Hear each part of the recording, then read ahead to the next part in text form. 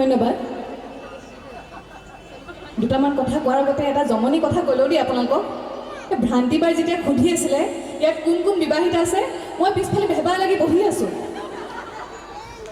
মোক দীপজ্যোতি দাই এনেকৈ পিঙিয়াই দিছে, ঐ হাত দাং আগতে বিবাহিত নহয়?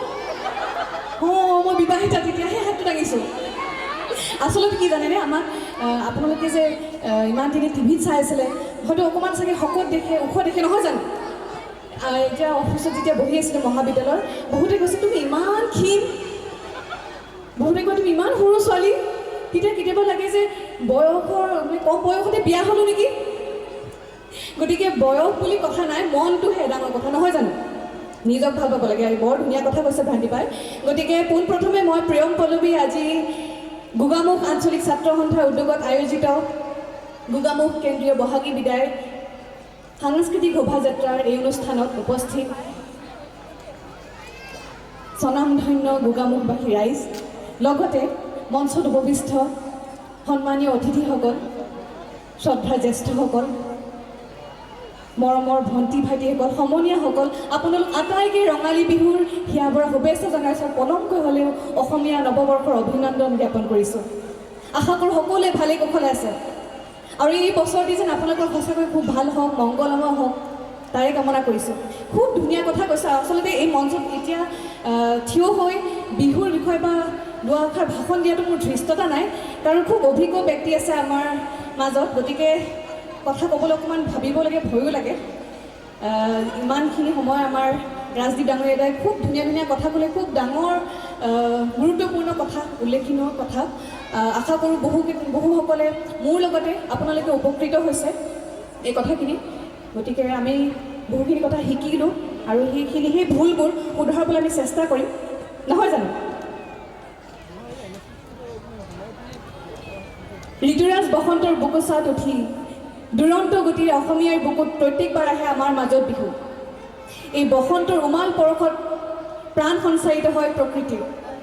প্ৰকৃতিত সজীৱ হৈ উঠে কুঁহিপাত, কুলি কেতিকীৰ মিঠা মাত, ঢোল পেঁপা গগনাৰ মাতত প্ৰকৃতি নাচি উঠে, লগতে অসমীয়াৰ দেহ মন প্ৰাণ নাচি উঠে। ডক্টৰ ভূপেন হাজৰিকাদেৱে খুব ধুনীয়া এটি কথা কৈ গৈছে, বহাগ মাথো এটি ঋতু নহয়, নহয় বহাগ এটি মাথো মাহ, অসমীয়া জাতিৰ ই এক আয়ুস ৰেখা, গণজীৱনৰ ইতিহাস। গতিকে অসম বিহু, অসমৰ এই বিহুটি কেৱল আমাৰ বাবে উৎসৱ নহয়, আমাৰ সন্মান, গৌৰৱ, সংস্কৃতি। আৰু সংস্কৃতিৰ মূল কথাটোৱে হৈছে সংহতি বাৰ্তা বহন কৰা। আৰু এই সংহতি বাৰ্তা বহন কৰে একোখন দেশৰ জাতীয় উৎসৱৰ উদযাপনে। আৰু অসমীয়াৰ বিহুৰ সংস্কৃতিত যি ঐক্য সংহতি আৰু পৰম্পৰা জড়িত হৈ আছে, সেয়া আমি অসমীয়াই জানো। সেইকাৰণে চাওকচোন, আজি এই অনুষ্ঠানত এই মুগাৰ সাজযোৰ যে পিন্ধি আহিছে আমাৰ কণমানি কেইজনী, মৰমৰ ভণ্টি কেইজনী, আমাৰ আই মাতৃসকলে, লগতে আমাৰ ডেকা গাভৰুৰ লগতে জ্যেষ্ঠসকলে যে পিন্ধি আহিছে এই চুৰিয়া আৰু মুগা চোলাটি, এয়াই পৰম্পৰা নহয় জানো? আৰু যে আজি এনেকৈ একগোট হৈছোঁ, সেয়া ঐক্য সংগতি নহয় জানো? গতিকে বিহু আমাৰ সঁচাকৈ গৌৰৱ। এগৰাকী শিল্পী হিচাপে আপোনালোকৰ বাবে কি কৰিব পাৰিছোঁ নাজানো, অসমৰ বাবে কি কৰিব পাৰিছোঁ, কিন্তু এজন অসমীয়া হিচাপে অসমৰ মাটিত থিয় হৈ যে এনেদৰে বিহু উদযাপন কৰিবলৈ পাইছোঁ, সেয়াই মোৰ বাবে গৌৰৱৰ কথা। গতিকে মোৰ দায়িত্ব এজন অসমীয়া হিচাপে, এগৰাকী শিল্পী হিচাপে, যেতিয়া আমি আমাৰ বিহুক বিশ্ব দৰবাৰত আন্তঃৰাষ্ট্ৰীয় পৰ্যায়ত পৰিদৰ্শন কৰোঁ, সেই শুদ্ধ বিহু সাজযোৰ পিন্ধি বিহুৰ কথা শুদ্ধকৈ কোৱাটোৱে আমাৰ এটা দায়িত্ব। আৰু অসমীয়া সংস্কৃতিক জীয়াই ৰখাটো আমাৰ শিল্পী হিচাপে এগৰাকী দায়িত্ব। গতিকে আপোনালোকৰ মৰম আশীৰ্বাদৰ বাবে আজি প্ৰিয়ম পল্লৱী ৰূপে এই দুআষাৰ কথা ক'বলৈ সাহস কৰিছোঁ। আৰু এই সাহস, এই সুযোগ দিয়াৰ বাবে আমাৰ কমিটিৰ সকলো সম্পাদকৰ পৰা আদি কৰি সভাপতি প্ৰমুখ্যে লগতে সমূহ কৰ্মকৰ্তাসকললৈ আন্তৰিকতাৰে ধন্যবাদ জনাইছোঁ। মোক ইয়ালৈ আমন্ত্ৰণ জনাবৰ বাবে বিশেষকৈ ৰূপেন দেউৰী দা, আমাৰ সৰজিৎ ডাঙৰীয়া দা, লগতে ৰূপেশ্বৰ ডাঙৰীয়া দা, বিশেষকৈ ধন্যবাদ জনাইছোঁ। আপোনালোকৰ ওচৰত সদায় মই চিৰকৃতজ্ঞ হৈ ৰ'ম। আৰু ইমান বৰ্ণাঢ্য অনুষ্ঠান এখনৰ যে সাক্ষী হ'বলৈ পাইছোঁ, সেয়া মোৰ বাবে বহুত এটা ডাঙৰ অভিলেখ।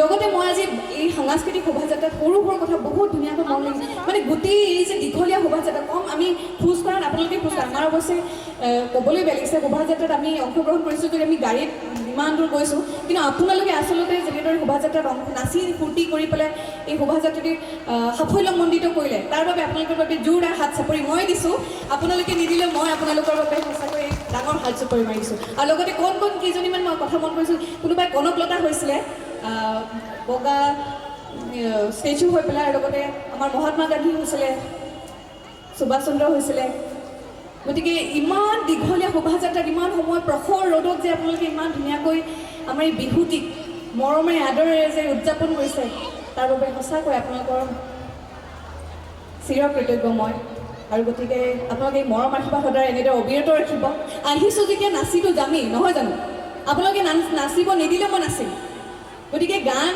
চবেই দুআষাৰমান গালে কিন্তু গান গাবলৈ বৰ ভাল লাগে আপোনালোকৰ হাতত যে আজিকালি এই অস্ত্ৰটো আছে যে অস্ত্ৰ মানে কি জানেনে ফোনটো কিবা এডিট কৰি দি মেলি ভয় লাগে এডিট কৰিব লাগিব আকৌ বেলেগ কিবা আপলোড হৈ যায় বুলিহে কিন্তু বিহু গাবলৈ হ'লে কণ্ঠ নালাগে হয় জানো মনহে লাগে গাই দিওঁ নেকি গাঁৱে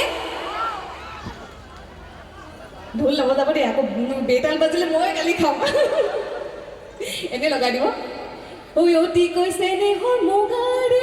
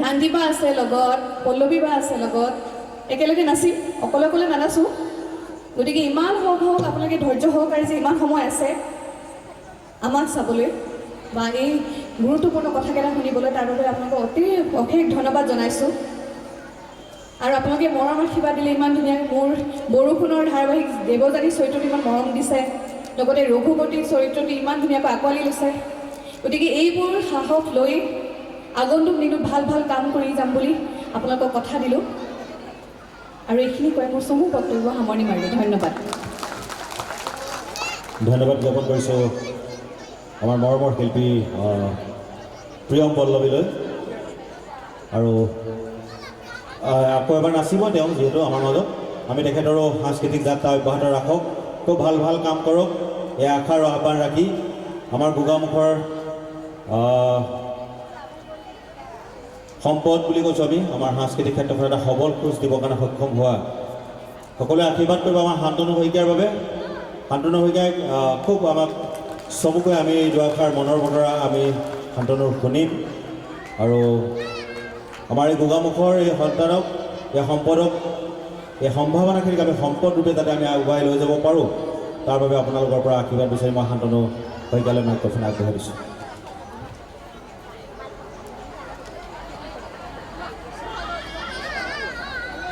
হেল্ল' শ্ৰদ্ধাৰ মঞ্চত উপস্থিত থকা বৰেণ্য ব্যক্তিসকল মোৰ বন্ধু বান্ধৱীসকল ভণ্টি ভাইটিসকল লগতে এই অনুষ্ঠানটোৰ লগত জড়িত হৈ থকা সমূহ কলা কৌশলীক মোৰ তৰফৰ পৰা মই অভিনন্দন জ্ঞাপন